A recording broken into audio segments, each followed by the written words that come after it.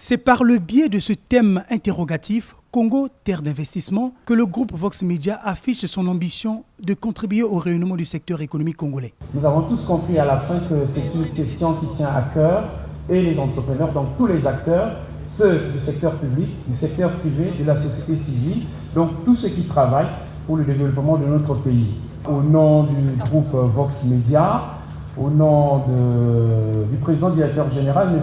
Véron Mancou, au nom de tout le personnel, j'aimerais vous dire merci pour votre mobilisation et surtout pour votre participation. Cette entreprise de presse privée qui a organisé à Brazzaville la première édition du forum Voxeco a créé un espace d'échange entre les décideurs politiques et les acteurs économiques dans l'optique de promouvoir l'investissement et contribuer à l'amélioration du climat d'affaires dans le pays. La diversification, elle est en marche. Elle n'est peut-être pas visible, mais elle est en marche parce que la Commission nationale des investissements s'est réunie 2 fois l'année dernière, et donc elle a agréé pour plus de 749 milliards d'investissements. 3 thématiques majeures ont marqué ce forum Voxeco, à savoir attrait des investissements privés nationaux et étrangers, investir au Congo, difficultés et perspectives, des ressources et des services pour accompagner des investissements. Pendant les panels, les intervenants ont analysé le potentiel de l'économie du Congo, les tracasseries administratives qui freinent l'investissement, la politique du financement du secteur privé. Malgré le ralentissement de l'économie congolaise,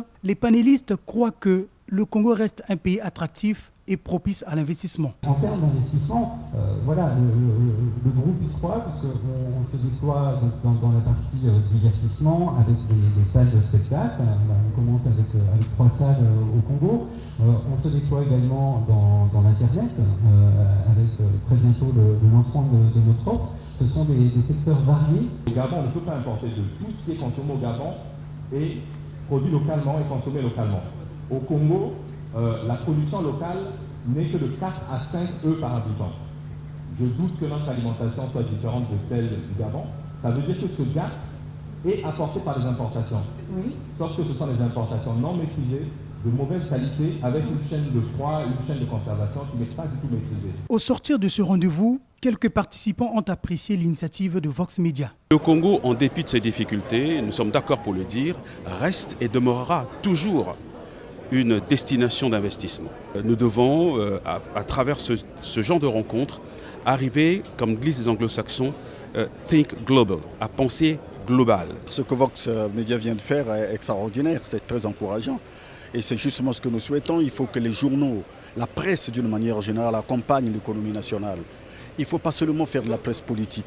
Tenant compte du mauvais positionnement du Congo dans le doing business, les autorités congolaises sont appelées à faciliter les opportunités de l'investissement pour favoriser la création d'emplois, l'amélioration du niveau de consommation dans les ménages et la croissance économique. Ce forum Voxeco, qui devient un cadre d'analyse et de proposition d'idées sur la santé de l'économie nationale, ouvre la voie à une 2e édition prometteuse en faveur du développement économique et social.